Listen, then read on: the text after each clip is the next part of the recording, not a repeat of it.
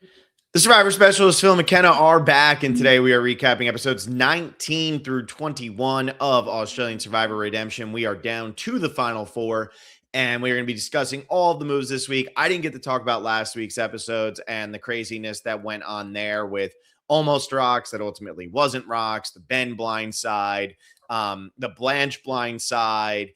I think this season, I've enjoyed this season quite a bit. I think this season really picked up at the right time, but now I do not care about the final four. And that is an issue. I feel like this season really was cooking big time. I liked it from the whole beginning. I know some people were a little bit mixed on it. I thought last week's string of 3 episodes were incredible, especially when the blood moon is going on at the same time. It's like, all right. Especially when Simon leaves the game. Yeah, Simon leaves because of the rocks. I mean, we get the AU versus US people all the time, and the AU people always are like, it's so much better. Well, last week I'll give you AU over US because of the blood moon and everything that happened in AU. Yeah, the 3 boots of blood moon versus the 3 boots of AU were. Yeah, the AU is a little bit more earned, but you know, this season feels like a season of missed opportunities. The non-rock draws, I think, were silly. I think the people who ultimately flipped made mistakes. And I think it's evident now from Brooke and Keely. And I think especially with Brooke, the first time she flips on Simon, and she had immunity. So Jackson and Keely were the ones who were in danger. And then I think even more so, it's Keely at final 6 in this week's episodes where Keely made a huge mistake flipping on Brooke while she was wearing the immunity necklace. The only one who could have went home was Jackson from their alliance. And let him go. Let him go. He wants to go. Let him quit. Like, it's like, get him out of the game. You were talking about potentially doing an all-women's alliance. Jackson's not a woman. So let him go. You know, I know that he's in your grouping.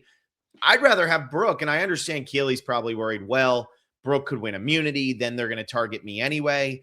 But once Brooke was gone, I felt like Keely was drawing dead. And I think tonight's or today's episode, whatever the hell it is, I think was so predictable. I saw every single moment of that episode coming of Keely going home if she didn't win immunity, because Sally's a terrible Survivor player. So there's no way that Keely was going to survive this. And I think getting rid of Brooke was a huge mistake. Go to rocks, let Jackson take the chance, because if Jackson survives that, you have a 3-2 advantage. Plus, because you have the immunity necklace, you only have a 33% chance of somebody from your alliance going home in a rock draw, whereas the other side has a 66.7% chance. Right. You got to play the odds there, and you're not the 1/3 with a chance. I can see it. I can see it a little bit with Brooke. I said it on the last podcast where Keely had a strong chance of going home at that tribal council, and that's someone who Brooke knows is working with her. So to keep Simon over Keely, I could see why Brooke did the move. But this move from Keely, where Brooke would have a 0% chance of going home, or she's going home already if Jackson flips, and then you lose Jackson, who is someone who's not your number one ally. I don't see the lose in this situation for Keely. I don't either. And Jackson was late to the party. Like, Jackson's in the alliance, but I almost feel like something was missing of why he's so locked into the alliance. I mean, Jackson because he knows he can't go back on the other side. I don't know. Yes, but it felt like Jackson made a flip, and I feel like in Australian Survivor we see flips and then people flip back immediately all the time. So I'm a little confused as to why Jackson became so unbelievably locked in to where he is, to the point that nobody is ever going to let him do anything. I think that's crazy. And he's the one who's not flipping. He's just like, okay, I'm going to sit here and I'm going to do this. And so now, you know, we get down to this episode where Jackson and Keely are voting together, and Keely just needs to flip one other person. Like, Jackson has been so committed, but at the same time, let him go. Let him go. And if he does survive it, that's amazing. So I think both people, I understand. I agree with you. I think the Brooke one made more sense of why she ultimately flipped on Simon. But I think Brooke and Keely made huge mistakes, not just going to rocks. And that's not just results oriented. I had texted the Keely one for sure. Like, yeah, I wasn't sure about the Simon one because this could be okay, or that move to rocks could backfire. But this one, no doubt, wrong move. No doubt. No doubt. And I think I texted you or John or whatever, right? As soon as it happened with the Brooke one, especially, I was like, why'd she do that? And then I saw Shannon Gus was talking about it. And I was really in agreement with Shannon over there on X. And then I watched this part play out and I'm like, nope, that was a mistake. And I opened up the podcast and it was only 5 minutes ago. So for some reason, Australian Survivor feels like it's like, oh, I feel like we've been talking for 15 minutes and it's only 5. And then with US, I feel like we've been talking for 5 and it's an hour. Yeah. Last night, Peridium and I went for an hour 49, and that was meant to be an hour podcast.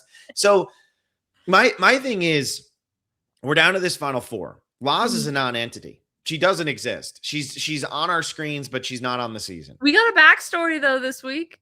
Great. Awesome. Like, great. We've watched 21 episodes of Survivor, and now I know who Laz is. Like, good for her. I'm happy to hear her story, whatever. Laz is not winning Survivor, and we know she can't. And Sally can't win either. Sally's edit has been so incredibly small throughout the entire season, and Australian Survivor tends to over-edit their winners. Now, this is a season where they're not over-editing their winner because Jackson and Caleb also don't have that big of edits. However, when I'm looking at Jackson and Caleb, it's got to be one of them who win this season now. And I know a lot of people early on were like, Caleb. Yeah, Caleb wasn't getting an edit early on. So yes, I'm looking at you and saying, where are you getting your spoilers? What are you looking for? What are you seeing? Like, you can easily Google probably Australian Survivor spoilers. And I'm sure even if the winner doesn't come up right away, something about people who make it deep comes up right away. So like, please, I know I'm really harping on this for US, but like when we're covering Australian, I don't want spoilers for Australian Survivor either. And I hate when people try to make it seem like it's their own idea. And I'm not saying that some of you don't have the idea, because I run into this problem all the time with US, where if I get something right, I'm spoiled. If I get it wrong, I'm a moron. Like, it's one or the other in the comments, right? It's never, oh, good call or oh, bad call. Like, Will broke down 3 photographs and predicted the entire blood moon. And people are like, well, Will must be spoiled on the blood moon. It's like, no, it's just sometimes you can predict what's going to happen because things are that predictable. The Caleb thing early on, it's like, there's no edit there. There was nothing happening for the vast majority of the pre-merge. And so that bothers me. And look, at this point, it's Jackson or Caleb. I'm still going with Jackson, but this is a very lackluster Final Four when you look at who we had prior to this Final Four. Losing Keely and Brooke at 5 and 6 is devastating. I know you're not a Simon fan, but losing Simon, Simon is devastating. Yeah. Ben, losing him is devastating. Like, there were a lot of really good, interesting game players. And right now, I think the problem with Jackson and Caleb, on top of Sally and Laz, is Jackson and Caleb also played pretty passive games. I know you can make the argument, well, they made this move, but they always felt like they were in the passenger seat or maybe even the back seat to other people who are playing the game for them. Caleb's been talking about wanting to get the returning players out the whole time. He has his little celebratory, horrible confessional at the start of the one episode after Brooke goes.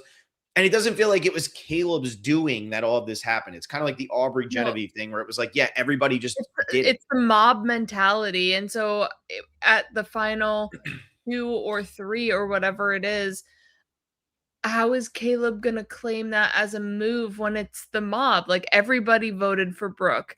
He didn't get Keely to flip. If anything, the Brooke vote out is Keely's move because she was the one who flipped on it. So I just don't know what Caleb is going to pitch. And then Jackson, what is he going to pitch? Because, like, I was riding on Ben's game the entire time. When I voted him out, I moved on to the returnees and rided their game. Like, that's a game, but it's not like something wow and flashy. And especially if everybody in the game is talking about the jury wanting big moves or flashy gameplay, nobody here is doing that. I think Sally tried to with the half idol to be like, just kidding, I want friendship necklaces. And I'm like, you should have just played that for yourself. That would have been a better, like, big non-move. That was the most nonsensical 30 seconds of my life.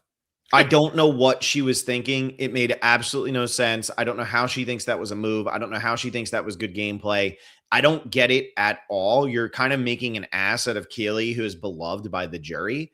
I don't know how that you think that that's going to benefit. It kind of reminds me of Dom with Sebastian.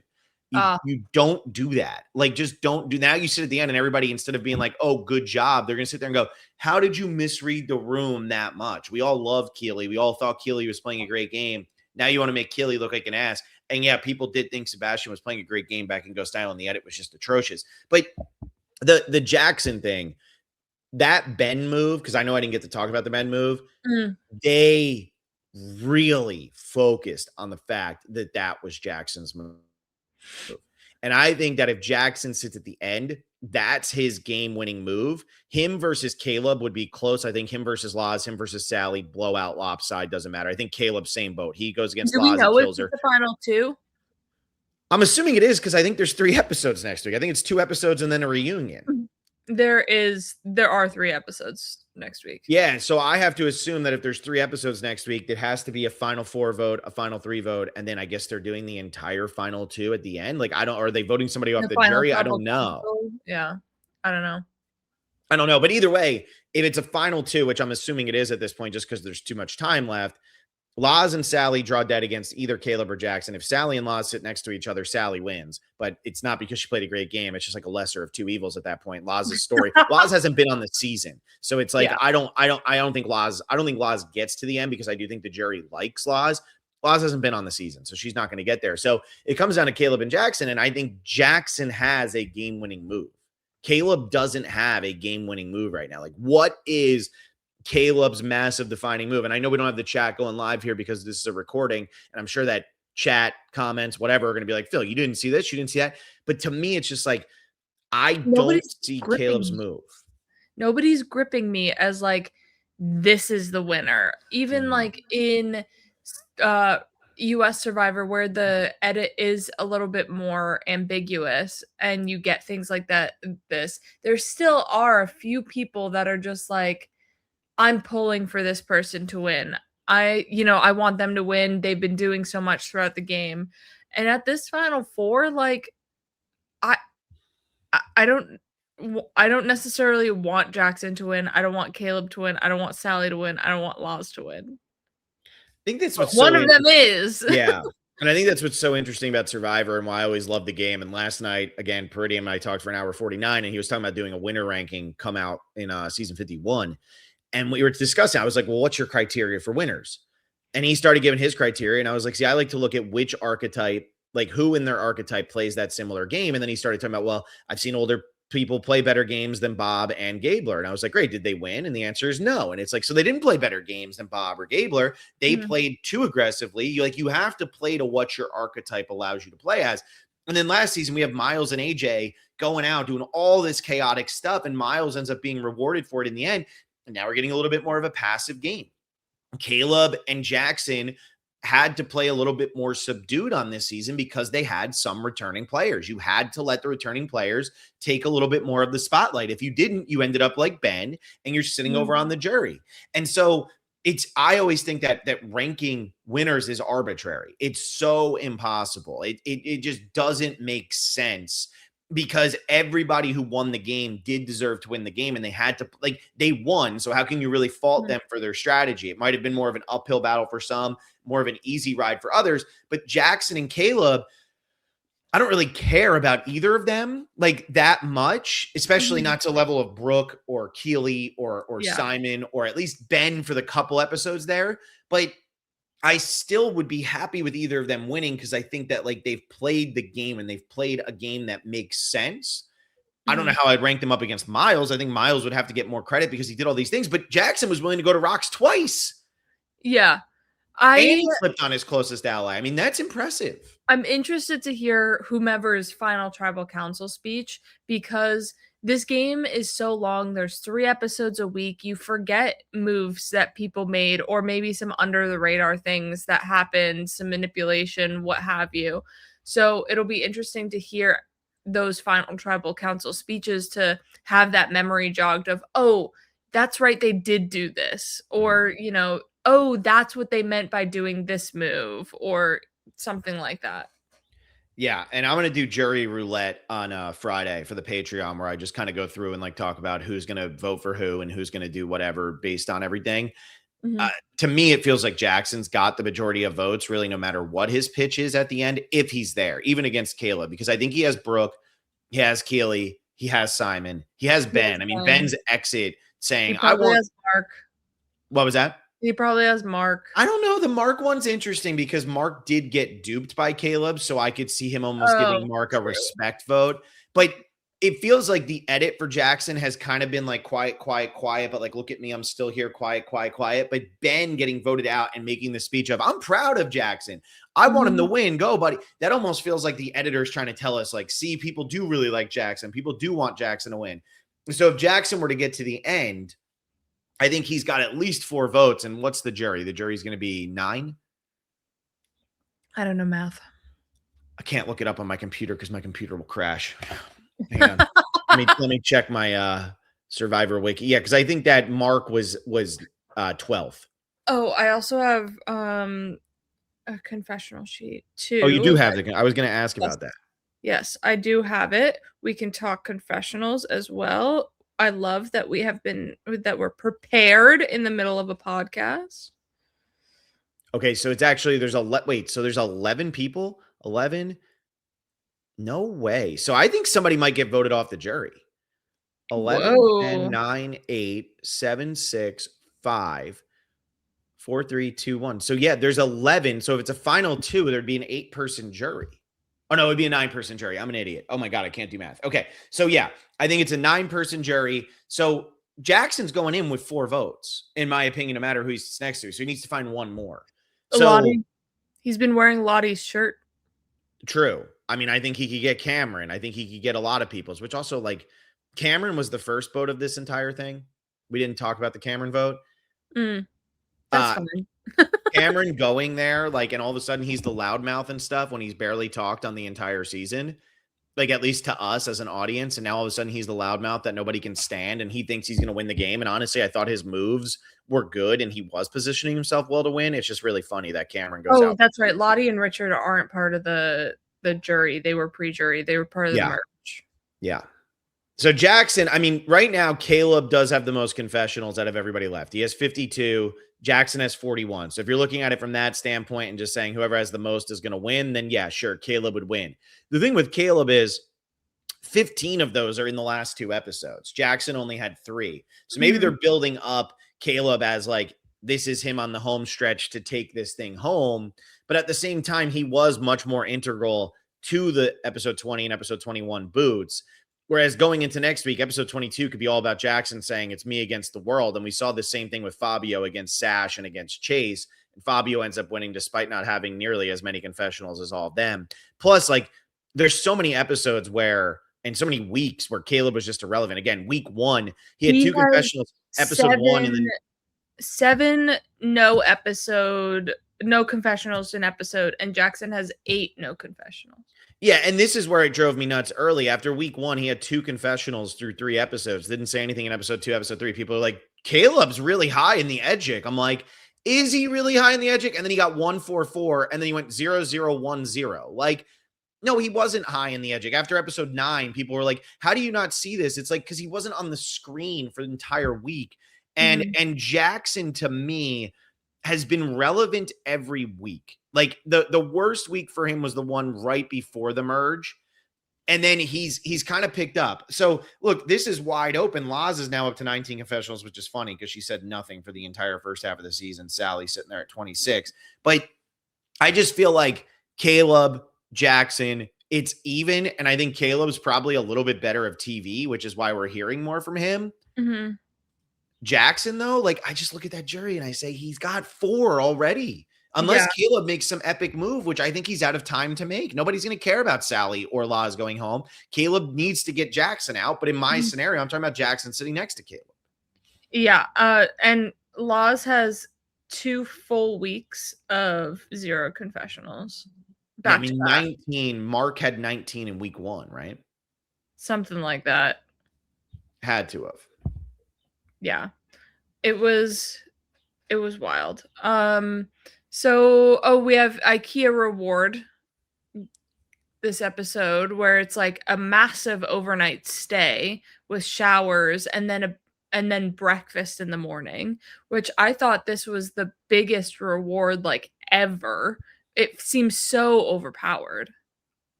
Yeah, and who went on that reward again? It was Keely because Cameron wanted to keep Keely away Yep. from camp, and it was Sally. Yeah. Yeah. And Cameron won it and took them, and everybody Mhm. thought he was gonna take Laws, Right. and then he didn't take Laws. I mean, Cameron going home 6-1 was also really funny to me after all this, because it just seemed like he was so obviously shady, making the decision that he made Everyone here to also take thought the he was people. annoying too. Yeah, it just felt like he was way too transparent, and he wasn't able to, like, hide who he Mhm. truly was, and that just rubbed almost the entire tribe the wrong way. Um, yeah, poor Cameron, and I don't really mean that, but poor Cameron. Um, what else happened this week? What else happened this week? Sorry, I'm looking at confessionals now. What did Cameron end with? Oh, that's where Brooke found the half idol. So, what are your thoughts on the half idol where one half was at the reward? Oh no, Brooke found it last week. But I think did we have Sally find it Because this she week? found it at the family visit thing, the family videos. Right. Did Sally find it this week? I think Sally found it this Right week. at the beginning of this week or right at the end of last week, Yeah. whatever it was. My feeling on the half idol is this. I like this twist. I think it's fun. I think we saw a lot of fun with it in Co Wrong. I think we've seen a lot of fun with it throughout Survivor history. I think it was a little too late in the game to introduce it. This was Mhm. being introduced at final 8, I believe, because Simon goes home at 8. So this is being introduced at final 8 in a 24-person season. People have kind of already determined where they're at in terms of like with allies and stuff. I'd probably rather see this introduced maybe in like right at the beginning of the merge where there's a lot more avenues to go and maybe you can build up relationships with people. By the time you get to final 8, Brooke finds that thing. What relationships is she really going to be able to build this late in the Mhm. game that she hasn't already built or people haven't already decided they're against her? Now she has to go find the other half. There's no way for her to really bridge that gap. I think that earlier is better for this, not final 8. There's just not enough wiggle room. There's no incentive for anybody to join the idols unless both people in the who find the halves are aligned. Yeah, There's, like, Keely would have no had to find it. incentive for Sally or Caleb to, join with Brooke or Keely on the idol. And whereas if you do this at final 15, right, or 14, whenever it is that Richard and Lottie go home, if you do this at 15 or 14 or 12 or whatever, right when the merge hits, you have there is incentive. Like Brooke can say, look, I found half an idol.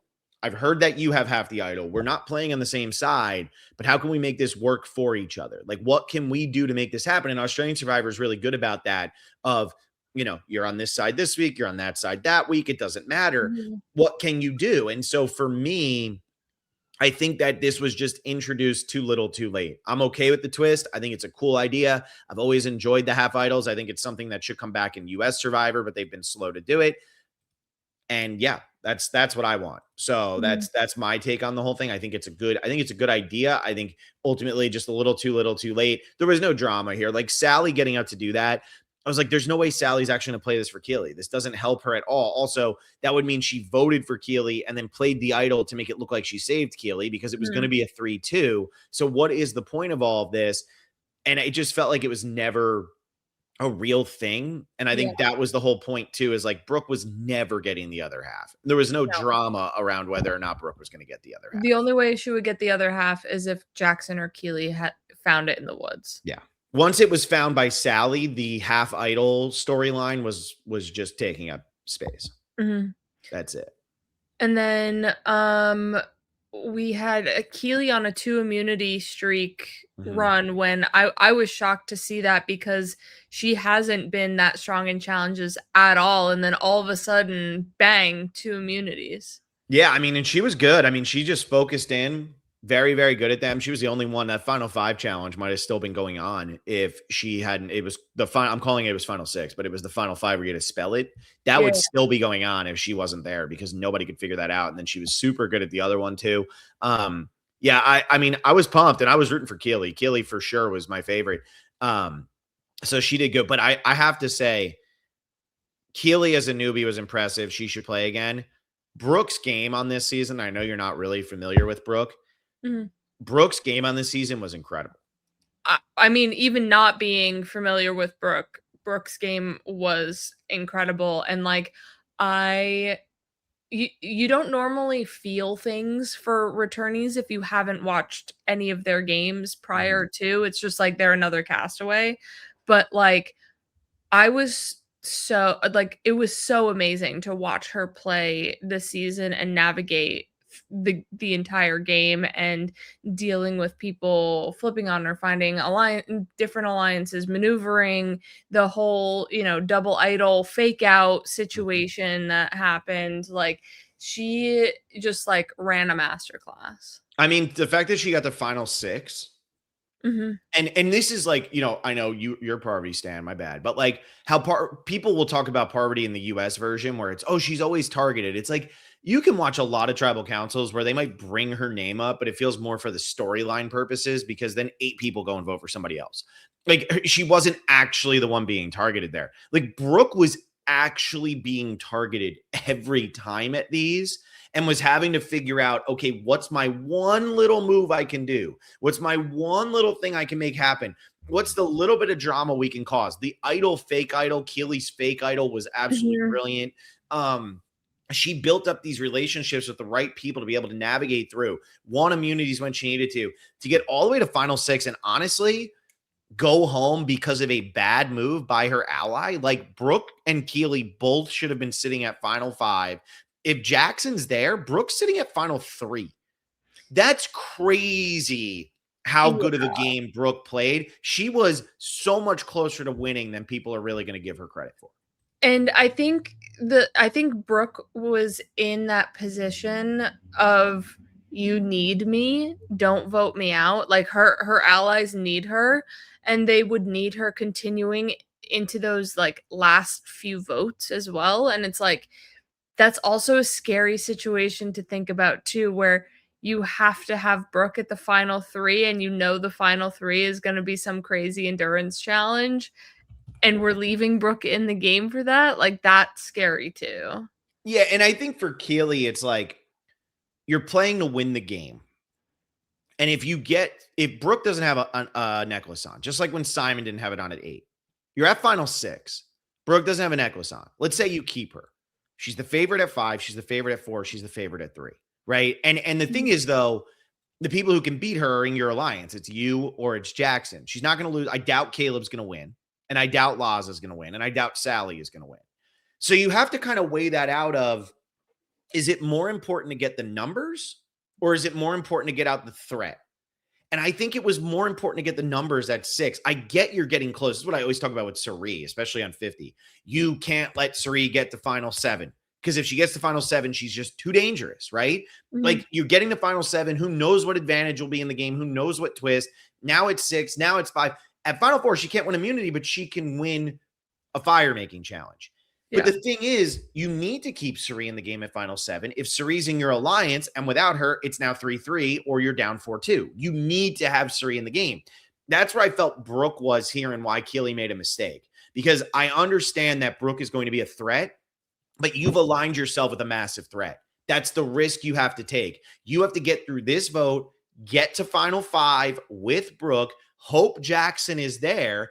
If Jackson's not there, go win immunity. They're going to vote out Brooke. Even if you don't win immunity, if Brooke doesn't win immunity, they're voting out Brooke. Like the only way that you go before Brooke in that situation is if Brooke wins immunity, which I know she'd be favored to do, but that's Mhm. also assuming that the 33% chance thing that needs to happen happens and Jackson goes home instead of either Sally or Laz or whoever it was, Sally or Caleb at that point. I think with who this vote split was between, because I think it was between Brooke and Laz. But all of that is to say, like, she got too worried about, I can't beat Brooke at final 2 and Brooke might beat me in immunities that sends me home, rather than I just need to try to make this moment about getting the 3-2 advantage, because that 3-2 advantage is what's going to drive me to the end of the game. Yeah, exactly. She gave up the numbers, she gave up her power. Yep. And it really did. It did her in right away because there was no way Sally was going. Sally, for as bad as Sally currently played, she knows she can't beat Keely. Like, she knows that. There's no way she can beat Keely. That jury loves Keely, and Keely's played an unbelievably impressive game. Yes. Yes. I'm voting for Keely still to win, even though Yeah. she's not in the final. Well, yeah, I mean, Keely, if Australian Survivor's on long enough, Keely will be back to play again. The thing is, will it be on long enough? Because that's life right now for Australian Survivor. We don't know. Just keep bringing her back next season, Keely season. Survivor Keely. Survivor Keely. I would watch Keely play immediately. I think Keely has the charisma, the charm, the gameplay to be somebody who's like a next level, next era, like tentpole character here. I think like, Keely could be the Genevieve of Australian Survivor. Hopefully with a better ending her second time around. Yes. Frustrating.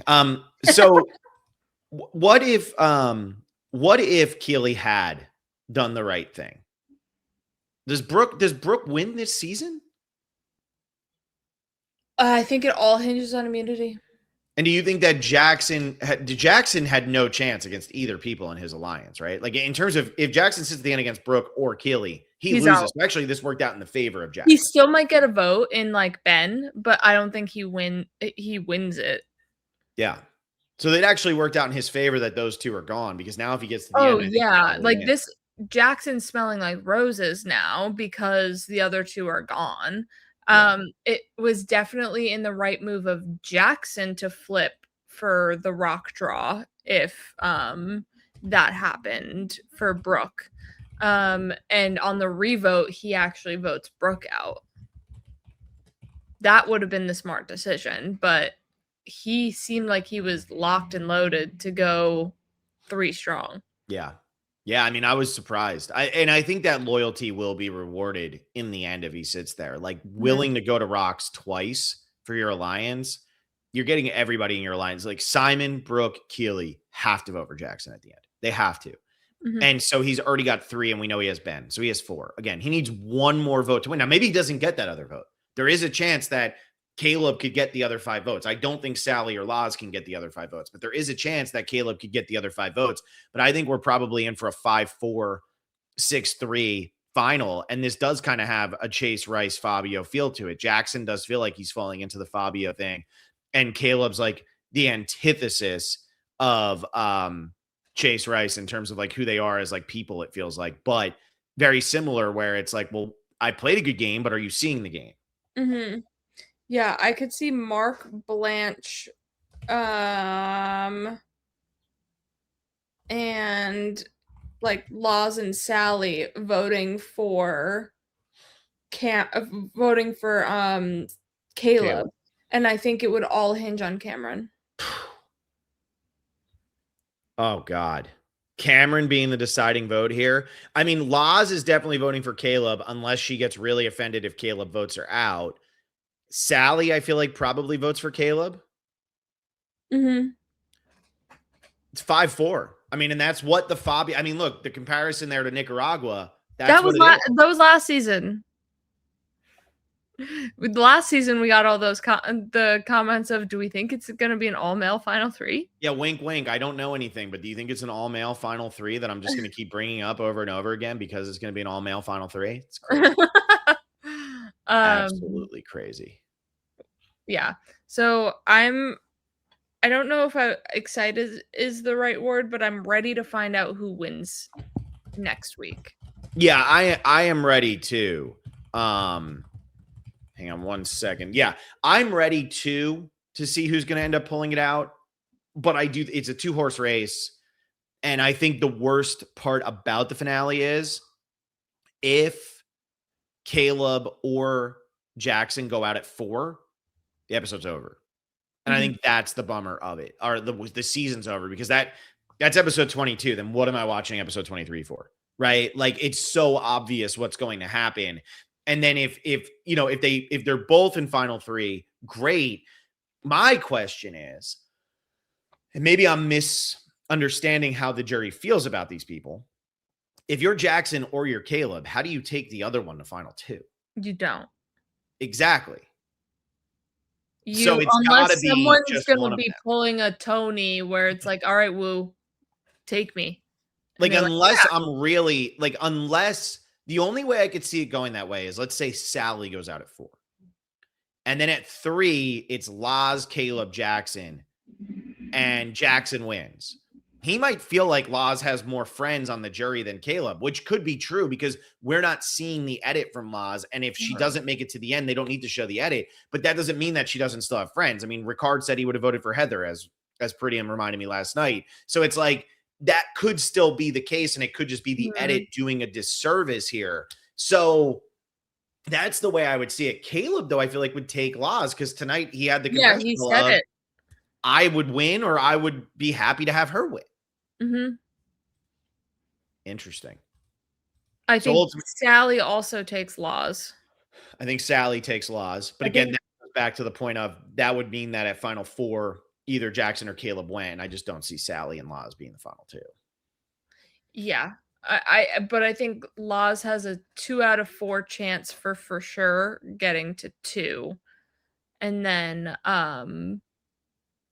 I think Jackson will take anybody. So she has like a 2.5. Yeah, I think Jackson versus Laz. If Jackson wins final 3, like let's say it's Jackson, Laz, and Caleb, and he takes Caleb over Laz and loses, people would be like, what an idiot. This guy, like, why would you do that? You should have taken Laz. But I think that's the edit, disservicing the decision, because I think Laz has a very good chance of winning this game if her edit was better. Like, if you were just, her social game is impeccable. Yeah, if you're just watching Survivor, like if you're on the island, Laz can win. Same thing as Wigglesworth, right? Wigglesworth could win. She's not on the show, but she could win. And I think that's where Laz is falling in. So as an audience, we'll be confused and say, well, that makes no sense. But the players out there all know Laz was a legitimate threat. Yeah. Interesting. Yeah, it's been a good season. I'm going to be disappointed probably in the end, although a Caleb versus Jackson 5-4, where we're looking at a 4-4 vote, waiting to see who that final vote's going to be for. That'll be exciting. Yeah. But I feel like, and based on what people have said, I'm going to assume it's Caleb at this point, even though I think it's Jackson, because I'm assuming a lot of people are just, going spoiled.com, whatever. But I feel like that there's a legitimate, that's the best case scenario. And that's what I hope happens now with Keely and Brooke both being out before finale week. Agreed. So, all right. Anything else you want to cover on this episode? Or are we good? I think we're good.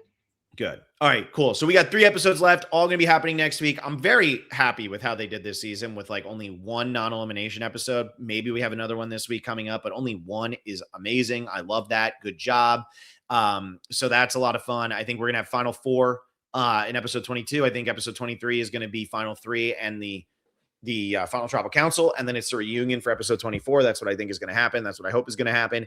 And then that would be like a perfectly timed season. I'm all about that. So good job to Australian Survivor this season. I've enjoyed it. Make sure you like this video, subscribe to the channel. When we put these out as videos, instead of putting them out as lives, our numbers tend to be worse. So please like the videos to help us get into the algorithm a little bit better.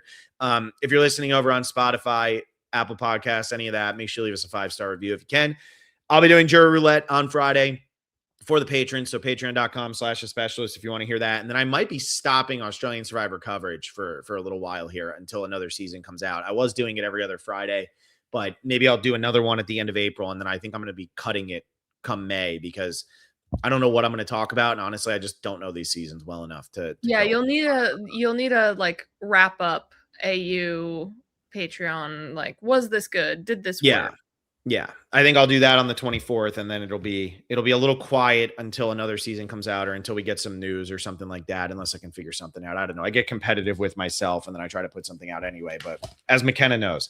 Anyway, That's what we got. Thank you all so much for listening. Hope you enjoyed this episode. Who do you think is going to win the season? Only let us know if you don't actually know who's going to win the season. But who do you think is going to win the season? I think it's been a lot of fun, and I'm excited to see how it's going to play out. Yes. Bye, everybody. Bye.